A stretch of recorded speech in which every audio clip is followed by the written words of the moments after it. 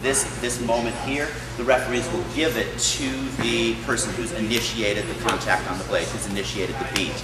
And I think that's valid, okay? Because to me, foil is a game of he said, she said, right? I make an action, here I go, you have an obligation to stop me.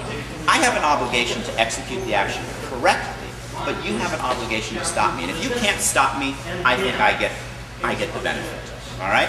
So just going like this though, you're not initiating anything. You're simply taking away what you're doing, all right?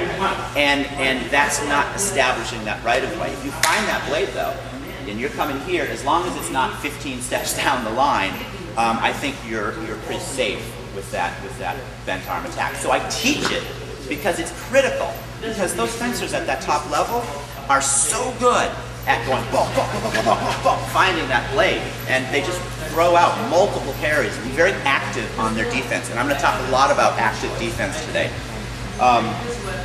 because active defense is I think critical to stealing the right of way for foil fencers, because your job is to, like I said, my opponent says something to me, my job is to take what they say, wrap it up in my blade, and to give them something right back at them.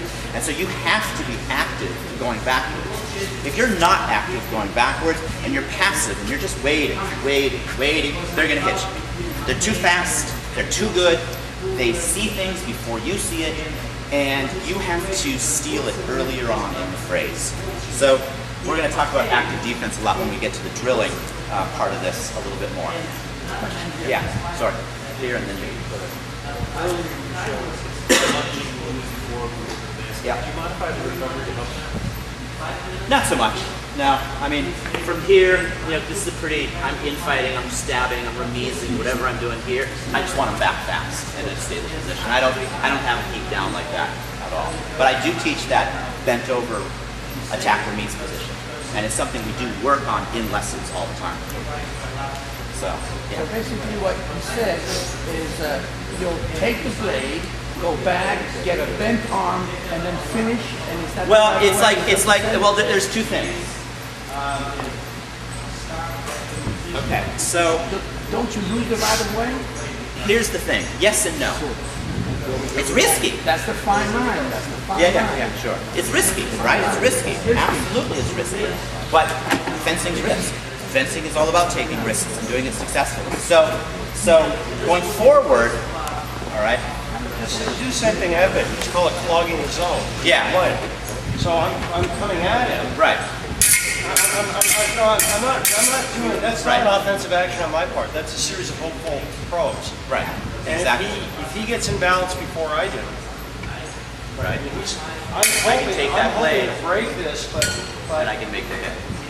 I have to break what I'm doing even though I'm moving forward. Right. So the idea is, when I teach the bent arm attack, I do it both forwards and backwards. All right. I do forwards because I'm moving. I see the opportunity for me to find the blade. So boom, there's my beat. Half step forward, there's my beat, right? And then boom, here. All right. Is that risky? Absolutely. But you see, again, it takes two people to tango up there, right? And if the other person allows me to go pull the blade, and their reaction is to go, they can't find my blade, right? It is a fact that if I'm just moving my blade like this, it's very hard for you to kind of go through the blade.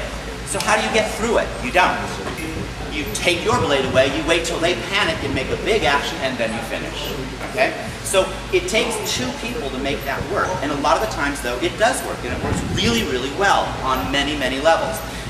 It's a higher level strategy, for sure, because you as the fencer need to control the approach. You need to control the steps forward. If I do this, beat, I run at the guy, every fencer in the world is going to go boom, right into the preparation, because they see that as an opportunity. But if I take this beat, and I'm here, and I'm close, and I'm pull, and then I finish, all right? I've controlled the approach all the way through to the finish of the action. That's why I teach the bent arm attack.